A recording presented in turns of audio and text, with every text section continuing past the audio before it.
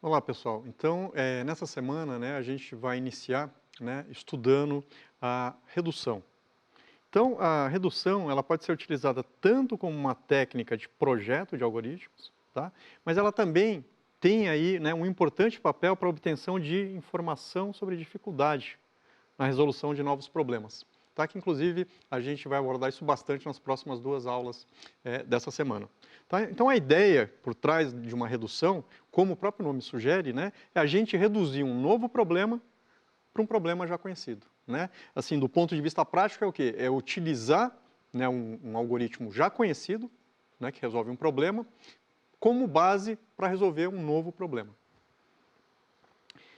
Bom, então se eu quiser reduzir um problema A para um problema B, né, significa que a gente está utilizando um algoritmo que resolve B como parte, né, da solução, né, ou do algoritmo que vai resolver A. Só que aí começam a aparecer, né, algumas questões. Tá? Como B não recebe instâncias de A, né, B resolve problemas de B, não resolve problemas de A. Né? Então, as instâncias de entrada de B são diferentes das instâncias de entrada de A. Então, o que vai acontecer? Eu vou precisar aí, né, de alguma forma, fazer com que o meu algoritmo B enxergue as suas próprias instâncias na entrada. Tá? Da mesma forma, né, as saídas de B não são as saídas de A. Né? Então, eu também preciso transformar, né, essas saídas de B para mim obter saídas válidas, né, para o meu problema A.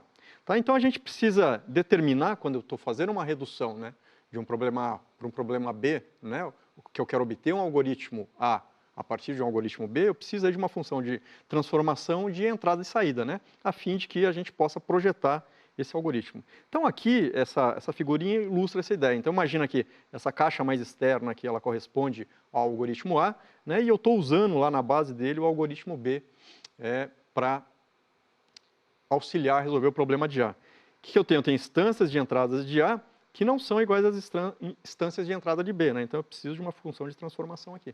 Da mesma forma, as saídas de B não são as mesmas saídas de A, então eu vou precisar também de uma função de transformação aqui.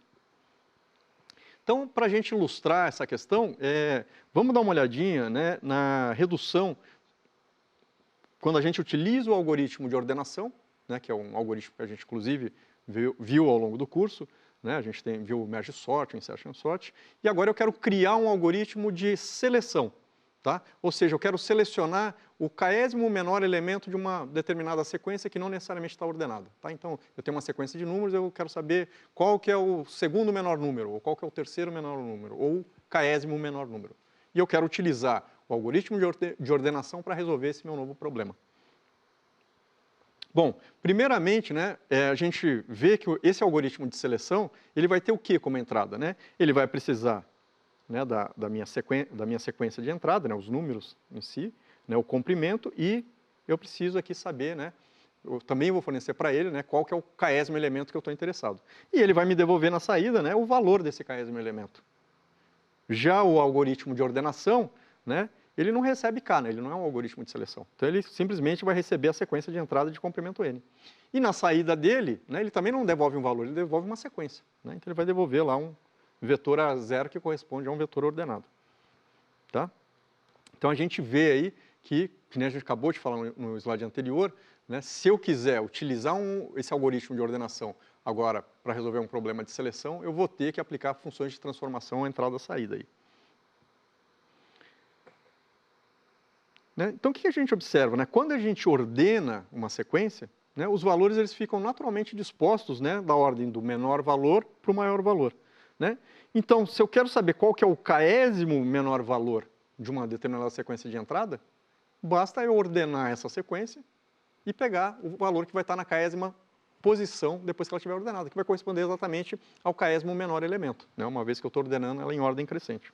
Tá? Então, a gente pode, aí, de fato, né, utilizar o algoritmo de ordenação para criar um algoritmo de seleção. Então, o que a gente precisa fazer, né, a gente precisa de uma função que entregue na entrada do nosso algoritmo de ordenação somente a sequência de entrada, né, ele não usa aquele K para nada, tá? E na saída, que eu tenho 1 a 0, eu preciso simplesmente acessar o késimo elemento do vetor de saída, né, do meu algoritmo de ordenação. Tá? Então aqui a gente tem uma representação de uma possível implementação. Então aqui, por exemplo, eu estaria utilizando o insertion sort, que é um dos algoritmos que a gente estudou no curso para ordenação. Então eu tenho aqui a minha instância de entrada. Então eu vou passar para o insertion sort, né, somente a entrada dele, né, que é a sequência de entrada e o comprimento dela. E só que ele vai me devolver o quê? Ele vai me devolver uma sequência ordenada na saída, né? E eu não posso entregar a sequência ordenada na saída, eu quero entregar só o valor da késima menor posição, né? O késimo menor valor, né? Então, o que eu vou fazer? Eu vou acessar, né, a késima posição da minha sequência ordenada, que corresponde ao késimo menor valor. Tá? Então, aqui a gente tem, né, um pseudocódigo. Então, nesse meu novo algoritmo de seleção, né, eu tenho aqui como entradas, né, A, N, K. Tá? Então, eu vou fornecer somente A e N internamente lá para o insertion sort. Ele vai me devolver aqui esse vetor A0 e eu vou devolver, né, como saída do meu algoritmo A, somente o késimo elemento. Tá? Então, aqui a gente utilizou a redução, né, para a gente transformar um problema de ordenação, né, num problema aí de seleção. Né? Utilizou, né, a solução de um problema de ordenação para conseguir solucionar um problema de seleção. Vamos falar agora um pouquinho de problemas de decisão. Tá? Então, a gente viu, né, no curso aqui vários problemas, né, de otimização, né, corte de barras, multiplicação de cadeia de matrizes, seleção de atividades, tá?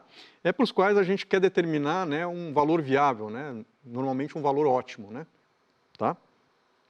Quando a gente está falando em problema de decisão, né, a solução do nosso problema é simplesmente uma resposta do tipo sim ou não, tá? Para uma pergunta.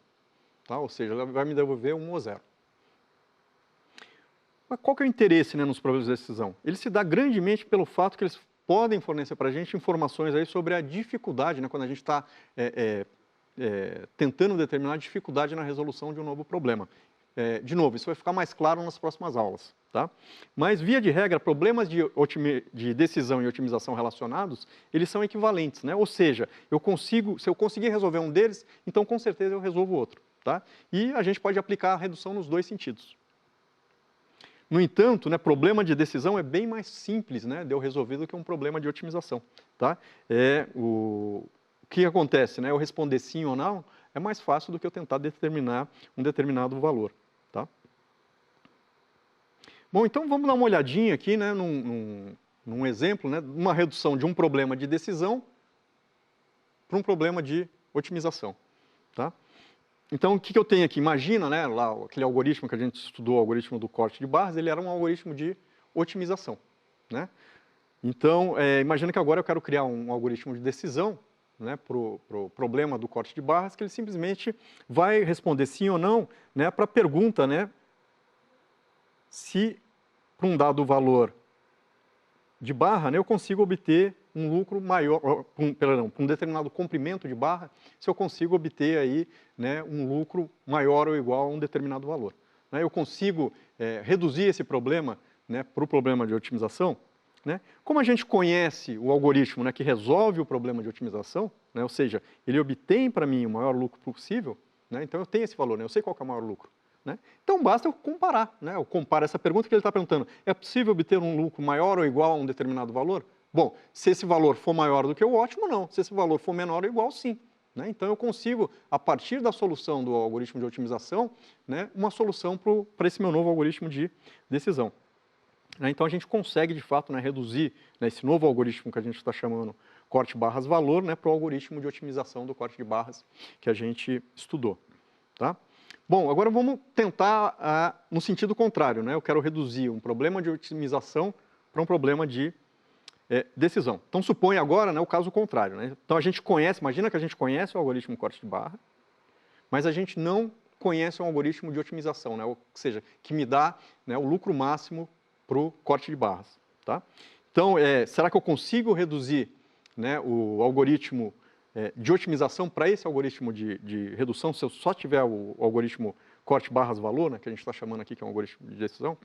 Bom, a gente disse lá atrás, né, que se são problemas de decisão e otimização relacionados, então existe uma maneira de reduzir.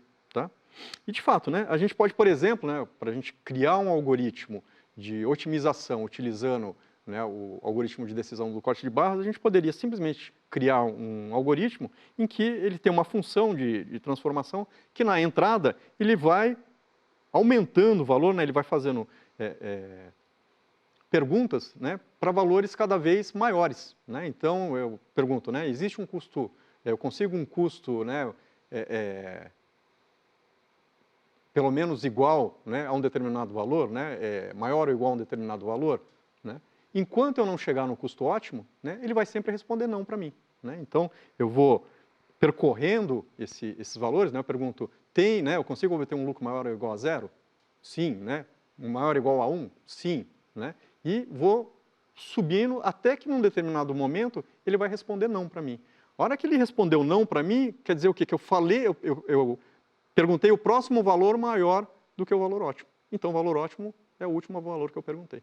Tá? Então eu consigo aí, né, fazer essa redução do problema de otimização para um problema de decisão. Bom, agora vamos dar uma olhadinha, né, na outra faceta, vamos dizer assim, da redução, né, como uma ferramenta aí para a gente analisar a dificuldade de problemas. Tá? Então, todos os algoritmos que a gente estudou até aqui no curso, né, são algoritmos de tempo de execução polinomial. Tá? O que geralmente é aceitável. Tá? Ou seja, eles são considerados eficientes no sentido de que eles são factíveis de serem utilizados. Tá? Basicamente, tempo de execução polinomial é que eu consigo, né, mostrar que ele tem, né, um tempo assintótico que pode ser limitado superiormente por um polinômio. Tá? E a gente viu, né, ao longo do curso, a gente fez isso praticamente para todos os algoritmos que a gente viu. Né? A gente sempre determinava, né, o tempo de execução assintótico e a gente via sempre que eu conseguia limitar superiormente por um polinômio. No entanto, existem problemas aí que ainda eu não consigo resolver eles em tempo polinomial. Tá? Ou seja, que é considerado um tempo de execução aceitável. Né? E existem problemas até que eu nem consigo resolver. Né? Ainda não existe uma solução, um algoritmo que consiga resolver ele, mesmo que não seja em tempo polinomial. E talvez nunca exista. Então, nesse sentido, né, para a gente verificar se um determinado problema, de fato, não pode ser resolvido em tempo polinomial, a redução vai ser uma ferramenta importante. Tá? Que a gente vai ver nas próximas aulas, né? Às vezes eu estou diante de um problema muito difícil e eu não sei. Né? Ou, às vezes, eu tenho uma indicação de que, na verdade, eu ainda não briguei o bastante com aquele problema para encontrar um algoritmo em tempo polinomial. Mas isso vai ficar bem mais claro nas próximas aulas, quando a gente falar de classes de problemas. Bom, então, suponha, por exemplo, que eu quero reduzir em tempo polinomial um problema A para um problema B. Mais do que isso, né, eu consigo reduzir. Né? Então, eu consigo, né, existem funções de transformação que têm tempo polinomial de execução que conseguem reduzir, né, um problema A para um problema B. Tá? Então, é mais ou menos lembrando aqui daquela nossa figurinha. Bom, então algumas situações podem ocorrer. Né? E aqui a gente vai observar que o conhecimento, né, do comportamento para um problema pode me dar informação sobre a solução do outro problema. Então, olha só.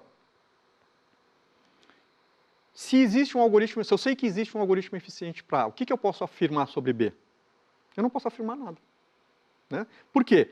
Porque pode até ser que exista um algoritmo eficiente para B, né? Mas também pode ser que não. Né? Porque pode ser que uma outra implementação é que torna a solução de A eficiente. Tá? Então, não dá para afirmar nada. Né? Simplesmente, se eu sei que existe um algoritmo eficiente para A. Bom, e se existe um algoritmo eficiente para B? Bom, se existe aí, necessariamente tem que existir um algoritmo eficiente para A. Por quê? Eu não disse que eu consigo reduzir A para B em tempo polinomial? Bom, se B é eficiente, então ele executa em tempo polinomial. Então eu tenho simplesmente a soma do tempo polinomial das transformações. Então A, necessariamente, né, tem que ser eficiente também. Tem que existir um algoritmo eficiente para resolver. Né? E se não existe um algoritmo eficiente para resolver A? Bom, então eu posso afirmar também que não existe um algoritmo eficiente para resolver B. Por quê? Porque o tempo de execução de A, né, ele é igual ao tempo de B acrescido, né, das funções de transformação, tá? Que são polinomiais. Né? Então, se o algoritmo B fosse eficiente, então A teria que ser eficiente. Então, se eu sei que A não existe um algoritmo eficiente para A, então com certeza B não é eficiente. Tá? E se não existe um algoritmo eficiente para B? Bom, de novo, não posso afirmar nada sobre A nessa situação, né? Por quê? Porque pode ser que exista uma implementação de um algoritmo para A, que não passa por essa redução, que seja eficiente. Tá? Então a gente percebe que em algumas situações, né, quando a gente aplica a redução, né, se a gente tiver o conhecimento da dificuldade, né, para a solução de um determinado problema, isso me traz informações para a solução de outro problema. Né? Então a gente viu dois casos ali. Né? Então, se eu sei que existe um algoritmo eficiente para B, né, então necessariamente existe um algoritmo eficiente para A. Né? Qual que é a conclusão aqui? Resolver A não pode ser mais difícil que resolver B. Né? Depois, a outra conclusão que a gente consegue extrair alguma informação de cima dela. Né? Se eu sei que não existe um algoritmo eficiente para A, né? Então não existe um algoritmo para B. Né? Que conclusão que eu tiro daqui? Olha, resolver B é tão difícil quanto resolver A. Tá? Bom, esses resultados que eu tinha comentado com vocês, eles vão ser importantes aí nas próximas aulas, quando a gente for falar, né, dos problemas e das classes de problemas. Tá ok? Então, até as próximas aulas, pessoal. Era isso que eu queria trazer para vocês, né, mostrar nessa aula de hoje que a redução ela pode sim ser utilizada como uma ferramenta de projeto, mas ela tem um uso bastante importante, né, na determinação de dificuldades de problemas. Tá? Então, até a próxima aula.